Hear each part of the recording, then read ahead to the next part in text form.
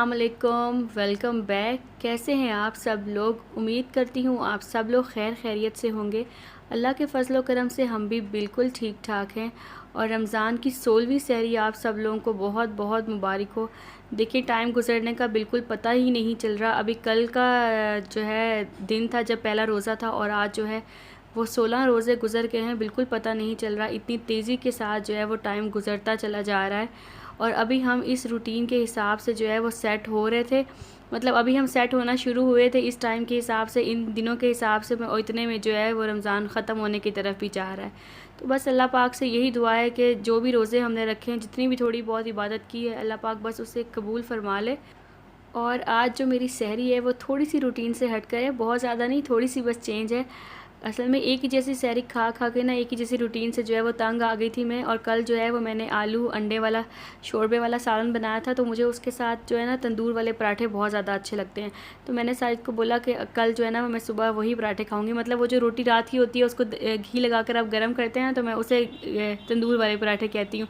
तो बस रात को रोटी ला कर जो है वो रख ली थी, और अभी उसी के पराठे बनाकर जो है ना वो मैं सहरी में खाऊंगी। और मैं उठी थी, अभी उठ के नमाज़ पढ़ी, नमाज़ पढ़ने के बाद सालन को गर्म रखा और दूध को रखा, चाय को, मतलब चाय के लिए दूध रखा बॉयल होने के लिए। तो मैंने सोचा कि आज रोटी तो बनानी नहीं है, तो मैं झाड़ू वगैरह लगा लेती हूँ। तो मैंने बस झाड़ू लगाया, पोछा भी नहीं लगाया, वो मैं जो है ना सहरी खाने के बाद लगाऊंगी।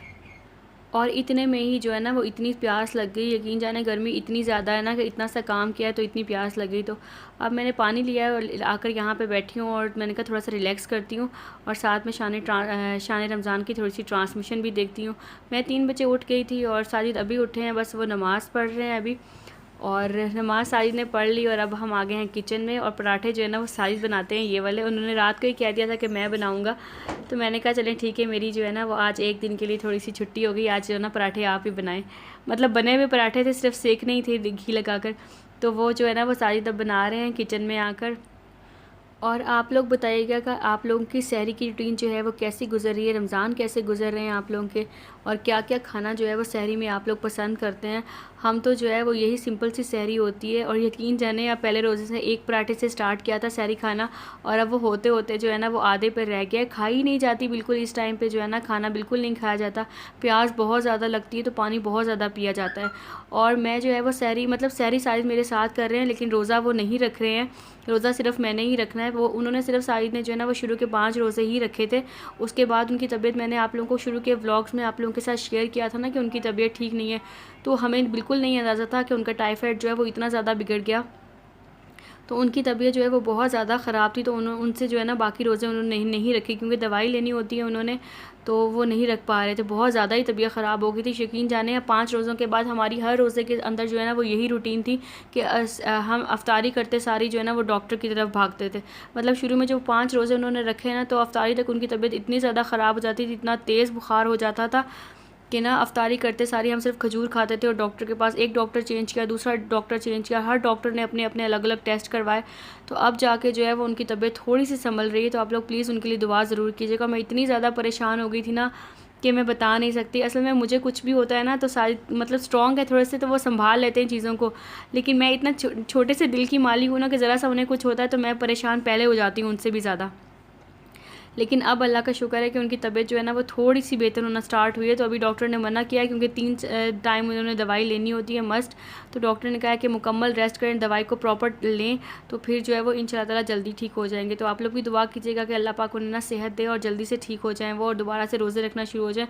वो तो बिल्कुल नहीं मान रहे थे रोज़ा छोड़ने के ऊपर। मैंने जो है वो बड़ी मुश्किल से ज़बरदस्ती उनको कह के मनवाया। फिर डॉक्टर ने भी उन्हें समझाया कि कोई मसला नहीं है, आप बाद में रख लीजिएगा, आप जानबूझ के तो नहीं छोड़ रहे हैं। तो बस यही सब था रूटीन। और शुरू के रोज़े जो है वो हमारे काफ़ी परेशानी के अंदर गुजरे हैं। अब आकर जो है वो थोड़ी सी उनकी हालत जो है वो संभली है, तो सहरी वो मेरे साथ खा लेते हैं, रोज़ाना मेरे साथ उठते भी हैं। हालांकि मैंने तो उन्हें कहा था कि आप नहीं उठा करें, मैं आपको बाद में जो है वो नाश्ता बना दूँगी, लेकिन वो जो है ना मेरी बात नहीं मानते। सहरी उठते हैं मेरे साथ, सहरी करते हैं, और जो है फिर उसके बाद जो है ना वो हम सो जाते हैं। तो बस अभी हमने सहरी कर ली थी, और अब मैं जो है वो यहाँ पे नमाज़ पढ़ने लगी हूँ। नमाज़ पढ़ने के बाद तिलावत वगैरह करूँगी, और उसके बाद जो है वो सो जाऊँगी।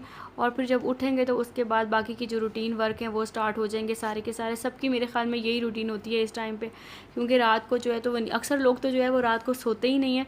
लेकिन हम जो है चाहे 1 घंटा सों या 2 घंटा सों, लेकिन सोते ज़रूर हैं हम। Welcome back again. और 12 बजे का टाइम है और हम सोकर उठ गए हैं, क्योंकि साजिद की आजकल जो है ना साजिद छुट्टियों पर हैं, तबीयत ख़राबी की वजह से ऑफ़िस नहीं जा रहे, वरना उन्होंने 9 बजे ऑफ़िस जाना होता है तो हम 9 बजे उठ जाते हैं। वैसे मैं 10 बजे उठ गई थी और उठने के बाद जो है वो मैंने थोड़ी तिलावत वगैरह की और जो 2-3 काम थे वो किए। और काम करने के बाद जो है वो अब तकरीबन 12 बजे का टाइम है और मैं किचन में आई हूँ अब। और ना अब मैं गूंद रही हूँ आटा। कोशिश करती हूँ कि रोज़े की हालत में ना, जब तक रोज़ा रहता है यकीन जाने फिर भी हिम्मत रहती है, लेकिन जैसे ही आप अफ्तारी कर लेते हैं ना, अफ्तारी में इतना पानी पी होता है कि यकीन जाने सुस्ती छा जाती है। ऐसा लगता है जैसे किसी ने नशा घोल के पिला दिया होता है और कोई काम भी करने का दिल नहीं करता उसके बाद। तो फिर कोशिश यही करती हूँ कि जितने भी काम है ना इंपॉर्टेंट, मतलब सुबह सहरी के लिए सालन बनाना है, आटा गूंद के रखना है या कोई और भी काम है, तो वो इसी टाइम कर लिए जाए ना तो बेहतर है, वरना रोज़ा खोलने के बाद हिम्मत बिल्कुल ही ख़त्म हो जाती है। और वैसे भी मेरी ये शुरू से ही आदत है कि मैं चाहे जितना मर्ज़ी जाग लूँ, पूरी रात भी जाग लूँ ना, तो मैं सुबह के टाइम ज़्यादा 10 या 11 बजे से ज़्यादा सो ही नहीं सकती। तो बस जी मैंने आटा गूँध के रख दिया और उसके बाद जो है वो दूध को बॉयल किया दही को जाग लगाने के लिए। अच्छा, यहाँ पे ना मेरे साथ एक बहुत बड़ा मसला है और मुझे उसकी वजह समझ में नहीं आ रही, तो आप लोग प्लीज़ मेरी थोड़ी सी हेल्प कीजिए कि मैं ना बहुत सारी रेसिपीज़ मैंने दही जमाने की देखी हैं यूट्यूब के ऊपर भी, और मैं उनको एग्जैक्टली उस तरीके से फॉलो भी करती हूँ, लेकिन फिर भी जो मेरा दही है ना वो बिल्कुल सही से जम नहीं पाता। मतलब जम जाता है, खट्टा भी नहीं होता, लेकिन उसमें पानी रह जाता है। पता नहीं पानी क्यों आ जाता है उसके ऊपर, ये मुझे समझ नहीं आती। अच्छे से उसको पकाती भी हूँ और मैंने अक्सर यूट्यूब की रेसिपीज़ में देखा है कि उसको आप जितना फेंट के पकाते हैं ना बॉयल करते वक्त, तो वो उतना अच्छा जो है वो दही जमता है। और मैं अच्छे से फेंटती हूँ, उसको ठंडा भी करती हूँ, नीम गर्म बिल्कुल, जब हल्का सा रह जाता है बिल्कुल थोड़ा सा जाग लगाती हूँ, दही जम जाती है, खट्टी भी नहीं होती है। लेकिन बस पानी वाला मसला है जो ख़त्म नहीं होता और उसकी वजह मुझे समझ नहीं आ रही। तो बस अगर आप में से कोई मेरी हेल्प कर सकता है तो ज़रूर कमेंट बॉक्स में जो है ना वो मुझे बताइएगा। तो ये मेरी रूटीन थी जो सेम ही रहती है तकरीबन सहरी के बाद से लेकर और अफ्तारी से पहले तक की। और इसके बाद जो है नमाज़ वगैरह पढ़ के मैं सो जाती हूँ और फिर उठ के बाकी अफ्तारी की प्रिपरेशन जो होती है करती हूँ। तो आप लोगों को मेरी सहरी से लेकर और अफ्तारी से पहले तक की रूटीन अगर ज़रा से भी अच्छी लगी होगी तो लाइक कर दीजिएगा और कमेंट करके ज़रूर बताइएगा और दुआओं में याद रखिएगा। इंशाअल्लाह फिर मुलाकात होगी, तब तक के लिए इजाज़त दीजिए। अल्लाह हाफिज़।